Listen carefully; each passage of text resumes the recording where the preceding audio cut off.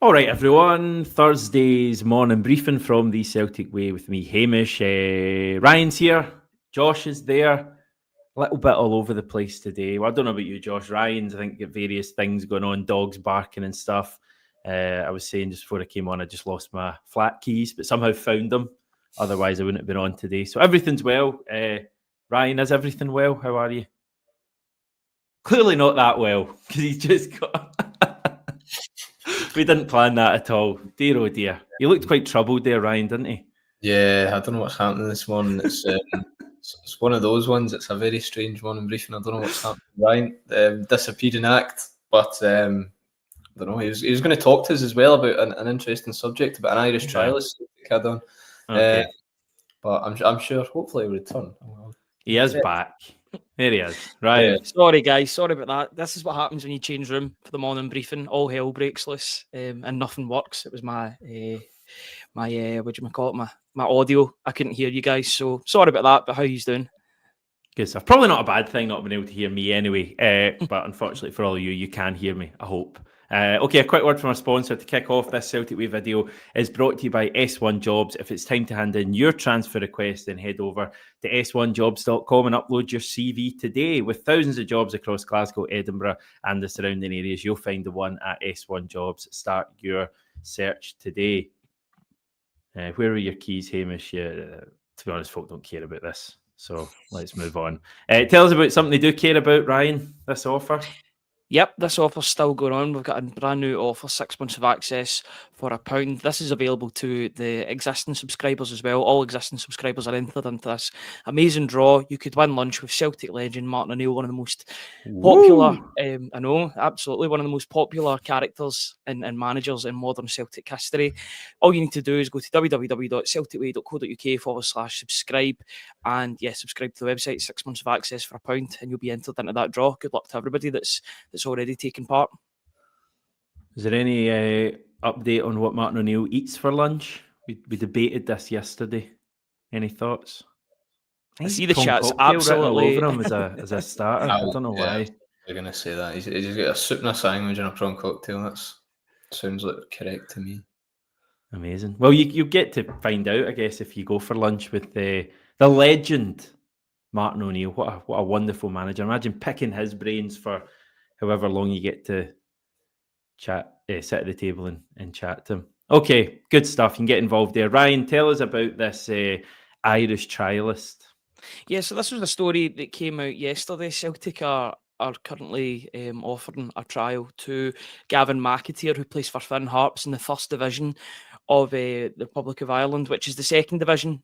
Quite confusing. First division is the second division in Ireland. It's the league below the main league in the Republic of Ireland. So he's been on trial for 4 days, but he'll be back playing for his team against Athlone Town on Friday evening. He's also been on trial recently with Nottingham Forest. He actually scored for their under-21 side. He's a Republic of Ireland under-17 international. Kevin McHugh, who is a bit of a Finn Harps legend. I looked him up yesterday, and he was a former player, captain, and now he's the manager of the side. He says that Celtic are very keen to throw their hat into the ring. The signs so far have been good. He's getting on very well. So could be one to watch ahead of the summer. If a potential 16-year-old coming into the team, maybe one for the B team or to go out on loan. But he's made 26 appearances in senior football as a 16-year-old. He's our youngest ever player at 15, so there's definitely some excitement going about him. So Celtic are quite right to give him a trial and see how he's doing. I think it's quite important that we have an eye on players coming through the Irish leagues, because there's been quite a few of them in recent years, and they tend to go to England these days, I guess is the case with Scottish football as well. But I'm just maybe sensing a wee kind of a bit more attention paid from Celtic to the Irish leagues and Irish players, and even the team going to Ireland again. I think we've been next season we're going, aren't we, for the Cork friendly? I think that'll be at least 3 years in a row we've been to Ireland, because we went to Sligo this year, Dublin last year when we played Wolves. So a wee bit, am I right in noticing that maybe the club paying a little bit more attention to Ireland and our proud Irish roots? Yeah, but sorry, I thought Josh was going to speak there. Yeah, I think it's quite right for for Celtic to keep on going. And it's good that they've got more of an extended look on Republic of Ireland football and Northern Irish football too. It's part of their history. As much as Celtic are a Scottish team, the links to Ireland are, the two are intrinsically linked. It's the way that Celtic were formed due to brother Wilfred making his way from Ireland to Scotland. So I've got no issue whatsoever with them checking out the Republic of Ireland. Some good young players going through, some good. I think everybody's sort of looking for the next Seamus Coleman, the next Roy Keane to come through the door or to come through the Republic of Ireland ranks. Seamus Coleman, I think, cost something like 50,000 from. Famously, we had him on trial, of course. Wow. And so there's always been links with Celtic and Ireland, even in the present day. The fact you've got Liam Scales, Johnny Kenny, and then around the team as well. Their first team players are near enough the first team. So I've got no issue with that link continuing at all. And there's so much value in the League of Ireland as well. I mean, you look at obviously Liam Scales. He was kind of a wee bit older when he signed for Celtic than the boy that's on trial now. But I mean, what was it? Celtic paid 500 grand for him. He's gone on to be a regular in the first team over the past 2 seasons. People can criticise him and say what they want, but he's a good squad player to have around, and he can do it domestically, more or less. And you look at the young players who have went over from Ireland to England. You talk about Seamus Coleman, Roy Keane there, but in more recent times, he's come off the boil a bit of late. Evan Ferguson, people like Jake O'Brien at Everton. So there is so much value there, and it's important Celtic keep an eye out because. Perhaps over some of the teams down south, like maybe if you had the chance, if you're the youngster now, if you're going to either Nottingham Forest or Celtic, and Celtic are intrinsically linked to Ireland, a lot of people in Ireland are Celtic supporters. Maybe Celtic have a wee bit of a higher chance of getting these young players as well. But one thing they need to do, or one thing that could happen more to encourage these young players to come over to Celtic more, is give them more of an opportunity. Johnny Kenny, he's been limited to very few appearances, even though he's come back over from Ireland recently on loan, and could have had a goal the weekend, mind you. But there's a lot of value in Ireland, and yeah, it's good to see Celtic recognising that. Yeah, AR saying sounds like another Johnny Kenny, which is perhaps a little bit harsh given that we don't know much about the guy. But, I take the point in that Kenny was signed and was, really highly rated, and it doesn't seem like Kenny's ever going to be a starting all-firing Celtic forward, but who knows? He might light it up in times to come. Just a few different comments on various things here. Undersound talking about the J-League, good attitude, hard workers. I don't think would deny or dispute that at all, given how successful our signings from Japan have been. Just kind of seems like that's not something the club are massively interested in anymore. It seems like that was an Ange thing. And that potentially Brendan Rodgers would prefer to look at leagues closer to home. I mean, it's quite clear he really values the English league, doesn't he, Brendan Rodgers? But I do think it's a little bit of a missed opportunity. We're not going back for more players from Japan. I know not all of them worked out, and there was like Kobayashi wasn't great and Ideguchi. But it is it's interesting the club have kind of gone away from that and the Korean thing as well. Yeah, but perhaps the market's saturated. I think that's one thing that you could say. And maybe the other thing is that so many players, or so many teams will understand that these players are coming through now. When Celtic, they were one of the first teams to sort of do so, to buy Japanese players in bulk, those 3 players that signed on Hogmanay, Maeda, Ideguchi and Hitati, that was a big move. And I think the rest of the world took notice of that, particularly when they seen them playing against Rangers a couple of months or a month later in the Glasgow derby. They seen how well that transition can be for players and or how easy. Maybe there was a bit of a perception that these players would take time to adapt. It took Kyogo 2 games and he'd already scored a hat-trick, 2-3 games and he'd already scored a hat-trick for Celtic against Dundee. What I would say is that the Japanese league and the players coming out of there, there's more and more Japanese players playing in the likes of Germany, Spain, I think there's a few in Italy as well, some in the Premier League too, Belgium. So they're making these moves, and for the Scottish League would have been an attractive proposition for these players, but now you might find that they've got competition, or there's competing teams from other leagues, maybe more attractive leagues for them to play in. But I still think they should be looking for the best Japanese and South Korean talent, because there's always going to be talent there. But now I think there's more eyes having a look at there, and it's more difficult for Celtic to attract these players. Yeah, Liam just talking about, it being quite tough to bring players over, and I agree with that from Liam, and I guess it's a credit to Kyogo, Yahatati and Maeda for how quickly they settled. And I mean, Kyogo especially was right at it from his debut for the club. So yeah, I think it probably comes down to Brendan Rodgers just not fancying it to the same degree, which is fine. It just feels like a little bit of a missed opportunity for me, just because I think that's possibly in the whole planet, that's the most underrated league in terms of talent. I mean, the amount of, like, you look at the Japanese national team at the moment. I'm seeing them next month against the Socceroos. What an unbelievable squad they have, even away from the starting lineup. And you wonder, how many amazing young players there are, even who aren't getting called up for Japan at the moment. Is there any other areas of the world, any other leagues in particular, Josh, that you feel Celtic should be targeting that we aren't? I don't mind the MLS. I mean, you've got Alistair Johnston from there. I think there's a lot of linked with Boggets in the summer from LAFC. Yeah, definitely, and it can be viewed as somewhat of a retirement home, similar to Saudi, but I very much disagree with that. I think it's quite a competitive league nowadays. There's a lot of talent there, so it'd be maybe good to see Celtic dip their toe in there. But just on the J League and stuff, you talk about the Japanese national team, even World Cups, they're always there or thereabouts, aren't they? Last 16 quarterfinals. So there is so much talent. It is a bit of a shame that the club aren't really going back there, and it's quite evident that they're not doing so. They've not been linked with a player from over that way since Brendan Rodgers has returned to the club. So definitely turning their attention to leagues closer to home. That's obviously the manager's decision, recruitment's decision. But yeah, I like the MLS. South America, we've seen Celtic kind of dip their toe there of late. Alessandro Bernabé didn't particularly work out. So yeah, the MLS is one for me that maybe they should look at. Bogus, I wonder if that link will re-emerge in the summer. Oh no, he didn't. He moved away, didn't he? That's a shame. Did he? I think so. I think he moved down to Cruz Azul, I believe. Wow. No, it wasn't Victor Bogus. Matis Bogus was his name.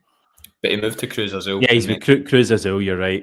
I didn't know that at all. Plays for Yakimakis, so he does, yeah. There's another player. There's so much talent over in the MLS. And it's he went for $9 million he went for. And that was only in that's January. We were linked with him in January. Last summer, Celtic were linked with him. Was it not? Was it the summer? Yeah, last summer. Yeah, because they signed Engels and Alex Bailly, and he was always the player that was like I think there was really, really strong links with Boggets at the time, and then it sort of died down. I remember there was a lot of looking. I think there was a cup final that LAFC were playing in, and there was a lot of interest that maybe Boggets would make the journey once that game was over, but it was never the case. Who was it? Just when you're talking about South America, did we hire a guy, Mark Cooper, who was a bit of an expert in South American football, and that was, I'm looking now, that's quite strange. That was 9th of May 2024, so a year ago exactly, pretty much. And I think the chat was that we're going to look at more South American talent. Now, I guess he also worked in the MLS, I think, so that would explain the Bogut stuff. But so I mean, are you expecting more links from the MLS this summer, more links potentially from South America? We don't have a great track record with South Americans over the years, do we? It was really exciting when Mark Cooper was announced, because there's a tweet that comes out, one of these historical tweets. Usually when you say that, you're thinking they've said something bad 10 or so years ago. Valverde. Valverde, who's arguably, or definitely in the top 5 midfielders in the world at the moment, one of the best right backs as well. Very versatile player, but he was a young player at that point playing in his native Uruguay, and Mark Cooper likened him to a younger Paul McStay.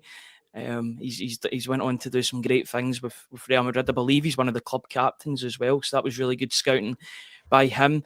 If you would want somebody like that who can identify young talents to be all over Celtic's work in the transfer window, but as of yet, there's not really been any links to any South American players that I can remember. Which makes me think that maybe his strategical area is different than what we would expect. I would be expecting to be having players linked from the likes of Uruguay, Brazil, Argentina. I know Bernabé was the case, and I think he was involved with the Bernabé case. But was he? I think he was involved in quite a few players, and maybe Bernabé was down that list a wee bit, which is the reason why he didn't do as well. But it's definitely an area that I would want Celtic to be looking at, because you see teams doing so well with South American players.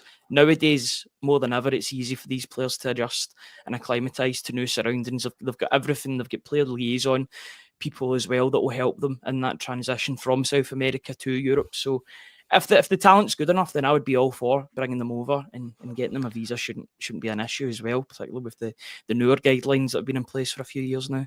As long as they're not Bernabé, going out of the weekend, drink driving, getting caught up in incidents like that, then I'm sure they'll be fine. But one kind of background figure, you talk about Mark Cooper, another one who's not really been mentioned a lot since he joined the club is Paul Tisdale.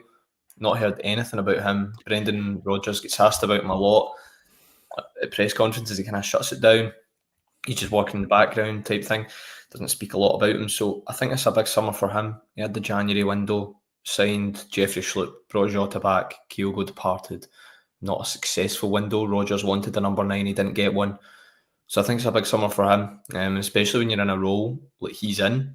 Then if recruitment's one of your biggest things, then fingers are going to be pointed if it doesn't go well. So a lot is on his shoulders this summer, in my opinion. It'll be interesting to see how it goes and what he does, because he was a self-described football doctor, wasn't he? So one of those kind of strange figures, elusive figures. Yeah, I mean, I think pretty charismatic from what you hear, which just kind of puts the question into my mind: why have we not heard from him? I mean, would you not have loved an interview with him? You know, after the January window, just explaining a little bit about you know, what happened there, because is he head of football operations? Pretty sure, dealing with not just recruitment, but dealing with coaching standards as well, I'm sure, and you know, improving coaches as well, because I mean, we always talk about players improving, but coaches can improve over time as well, and dealing with a number of others, you say, strategic things inside the club. So would you not love an update from Paul Tisdale? But we just don't hear from him at all. I mean, I'd love a Celtic TV sit down, have him 10-15 minutes every couple of months answering a few questions. Obviously they're going to be kind of soft questions because it's going to be an in-house interview, but even just hearing a bit about how Celtic are going about things, why certain things happened, you know, explain a little bit about why we didn't sign a replacement for Kyogo in January, rather than just having this void and having all the fans having to question it. I don't know. Maybe that's too much to ask as a fan of a football club, but just be proactive about these things, because we're kind of all scratching our head a little bit. You know, what's Paul Tisdale done so far? And we don't know the full facts. He might have done a hell of a lot. You know, he might have been involved in some of the signings we've made this season, and he might be doing a hell of a lot of planning for the summer. I hope he is, but we just don't really hear, so we don't know. No, apparently he had a big, because he was on a consultancy role before he got the job full time, but he was a big part of Celtic's work in the summer in terms of bringing players through the door. I wouldn't be surprised if the likes of Viljami Sinisalo, Austin Trusty. I'm just putting 2 and 2 together with the fact that these players were in the EFL and then they've moved to Celtic, put 2 and 2 together, and he's had a say in some of these signings. But if he has, then you know, Sinisalo, by all accounts, has been a success so far. I think the signs are definitely there that he could be a first choice goalkeeper for Celtic in the sort of medium to long term future. We're not going to write off Kasper Schmeichel just yet. He's coming back from injury, hopefully sooner rather than later. It looks as if he's stepped up in his training, but Sinisalo looks like a player that can come in and be that first choice for Celtic. Austin Trusty had some good games, had some bad games, but you're expecting more to come next season once he's fully settled. And then if he's had anything to do with the likes of Luke McCown and Arne Engels, that on the face of it, and Alex Bailly as well, who had some good performances, particularly in Europe, on the face of it, the timing wasn't good from Celtic with some of the signings because they brought them in at the end of the window. But if you look at the individuals that were brought in the summer, the vast majority of them have been a success. You know, you get Arne Engels, who was Young Player of the Year as well. So, and plenty more to come from him. So if I know that his job's overarching and there's loads going on, and he's got to look at youth development as well. But in terms of the signings that came in the summer, I think more of them are successes than fails. You know, you've got Bernardo Nida that were brought in as well. Because he wasn't officially announced until, I think, November. But I think he had been working with the club during the summer window, because he was certainly at the Queen's Park game. Just, I mean, McLaughlin chatting about Josh Brownhill, Jay Stansfield. Must admit, I don't know much really about either, but I keep hearing keep hearing the name Josh Brownhill, who's just been promoted with Burnley, and nothing concrete, but just, that way when you keep hearing a player's name, you think potentially there's something in this. Is he out of contract? I'd be very surprised if Celtic get him, because he's scored something like 12, 13 goals this season. He's hit a real goal scoring patch for Burnley. I know there's been other links with him to other teams. I don't know if Leeds United were linked with his signature as well, but I'm sure he'll have an offer on the table to play in the Premier League with Burnley once again. But if not, he's an older midfielder, bit of experience, bit of grit in the midfield, but goal scoring as well. Could be a player for Celtic to look at in the summer, but you would imagine he'd be looking for quite a big wage rise if that was the case. In terms of that, though, I mean, you talk about the wage rise, but playing for Burnley, I think that the 3 teams that come up last season to Premier League went straight back down, and they've got scarily low points totals. So if Burnley go back up, who is it, Scott Parker? I think he's a bit of a specialist in getting teams up to the Championship, but getting them relegated the season after. So I wonder if it's one where Josh Brownhill thinks, right, maybe I stay at Burnley or I go to one of the other promoted teams. Is there a point in doing that? And then, or when I can go up to Celtic, I can compete for trophies, I can play, if Celtic get through the playoff, at least 10 Champions League games, possibly 12 if they get past the league phase, can work under Brendan Rodgers, elite manager, and play some nice, attractive football, dominate games, score more goals. Obviously, the wage won't be as high, and that's probably going to be the deciding factor, but I just wonder, in terms of his career, could going to Celtic perhaps be a better move than staying at a yo-yo English Premier League club? But the money is a big factor. Thinking back, it reminds me a wee bit of Joe Ledley coming to the club from Cardiff all those years ago, and I think Joe Ledley was pretty in demand at that stage, and we somehow managed to sign him. I think the whole kind of cross-border compensation stuff that you get away with, I think helped us in that regard. So I don't know if that's just for young players, if that would apply to someone like Brownhill. But I take your point, Ryan. I've not actually seen him play, but I've seen a few videos of Burnley, and he seems to be quite integrated there. So I take your point. If he's going to be going to the Premier League, that's fine. But I keep hearing his name in Celtic. Yeah, he's been linked for a few months now. I just had a wee quick look at his stats: 18 goals and 6 assists. Now, he's not really been a goal scorer throughout his career, if you look back, so it's a bit of a breakout. The one thing that maybe goes against him, and I don't know if Celtic are maybe looking at a different market for an older, more experienced player. He's not a young player. He's 29. He turns 30 in December. So this is his last sort of big move, you would say, or his first big move, if this is the first one to go to Celtic. It'd be a massive one for him. Maybe he just wants that change of scenery, as Josh was saying. I'm hoping that Josh is Josh Brownhill's agent, because I think you've sold him a good one there with what he could get if he goes to Celtic. Goal scoring midfielder. If you were to ask me who I would want in terms of Josh Brownhill and Lennon Miller, if that's to be the sort of straight shootout between the two, I would want the latter. I would want Lennon Miller, because he's a young player coming through, nominated for Young Player of the Year as well. Really good young talent. One Player of the Year for the PFA as well.